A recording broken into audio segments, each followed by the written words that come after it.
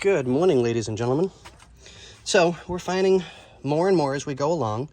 We're on Adam's absolutely wonderful Cadillac. I love this. And he takes really good care of it. This thing's in mint condition. It really is. Low mileage. But time does take its toll on a vehicle. So he was complaining of it stumbling randomly. So we all kind of agreed that, yep, injectors would be a good route to start. You know, new fuel filter, new regulator, which we found the regulator was weak as well.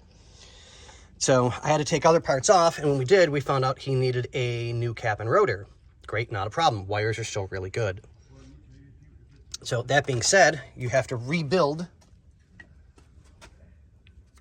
the new cap with the stuff out of the old cap, but they supply the other parts to go in. New spring, new screws, new rubber, you know, dielectric grease, the whole nine. So as I'm yanking the coil, can you guys see the rust? That'll give it a little bit of a hesitation. So I will clean that up really, really good. We'll get that taken care of and get more parts put back together again. But you'll have to bear with me. I'm kind of struggling today.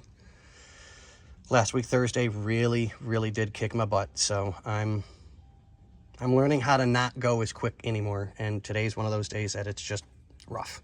It is what it is. So we're going to keep on plugging away at it and get things taken care of. So, all right, guys. We'll keep you informed on the next one. And we're back. I almost started putting everything back together. So now that you can see that, that's going to help so much. And the surface rust was just enough to cause a little bit of negative conductivity for the spark. So that all cleaned up with some magic juice, and she's ready to go. So this one's going to be a super short video because I'm trying to get as much done as I can, because I don't think I'm going to make a whole day today. But let me get back to work here, guys.